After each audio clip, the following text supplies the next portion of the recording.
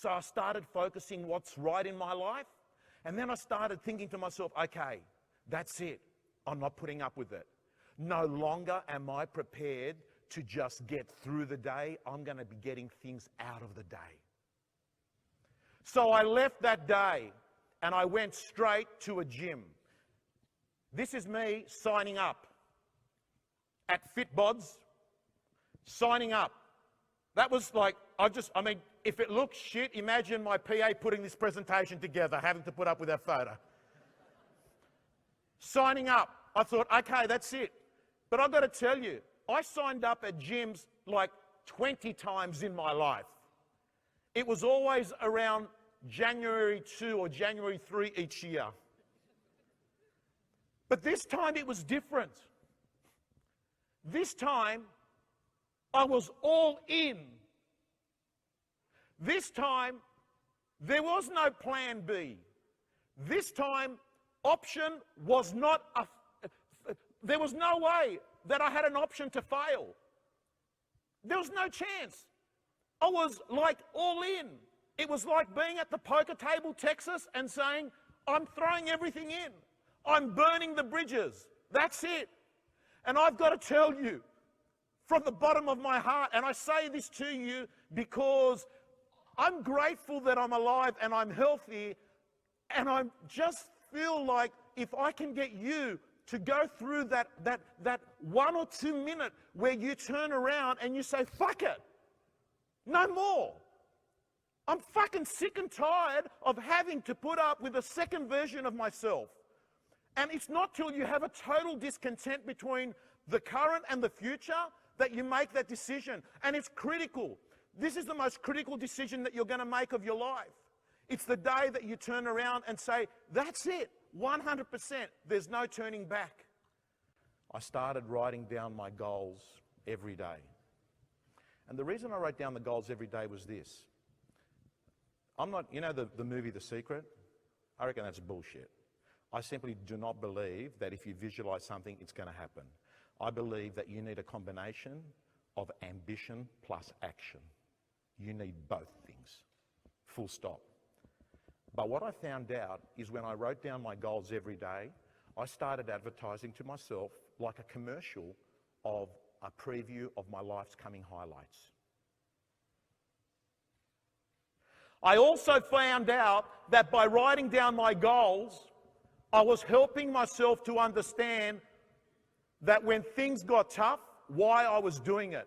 So I urge everyone to have a vision board. A vision board is a photo of the things, the house. Like anyone that's on my real estate gym program would have seen Patrick McKinnon this week and last week.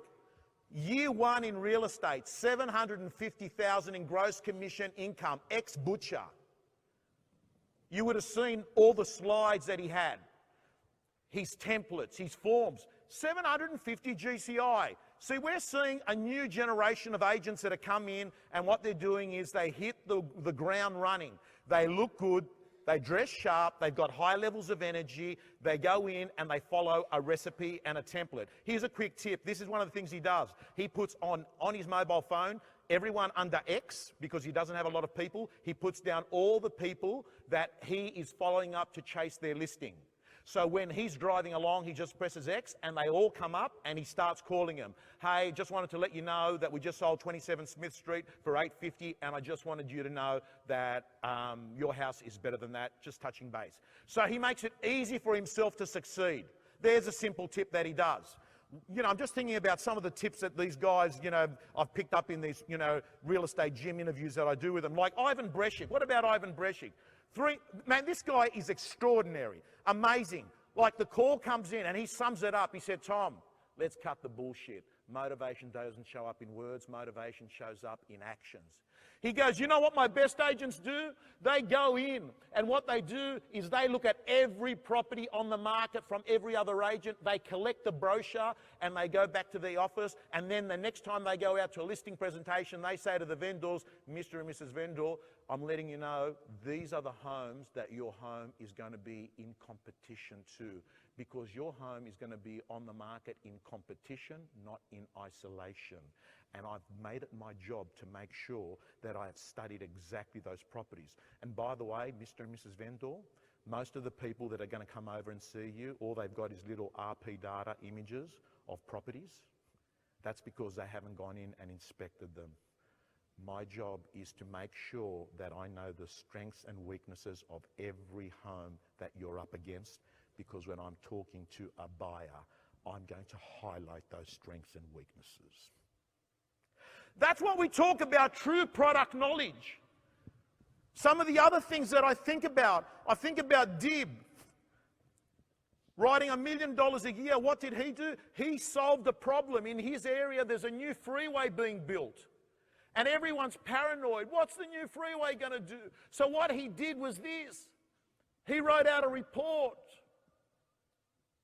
The report says this.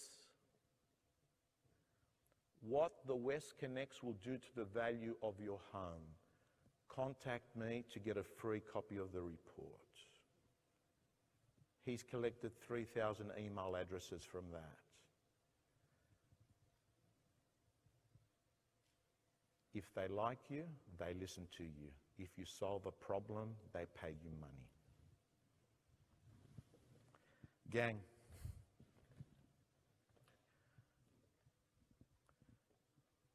here's a bunch of guys. John McGrath, Alex Waters, Danny Hayes, Gavin Rubenstein, James Tostervan. I'll tell you a little bit about, like, if you ask me right now, in Australia, if you want to listen to someone whose audio matches his video, you listen to James Tostervan. I was one of the people involved in the top 100 rankings, REB. I looked at the numbers. I saw them with my own eyes. The guy's a fucking machine. It's the truth. Not only that, you open up some brochures from real estate agents 20 years ago, you never see them. James is still here.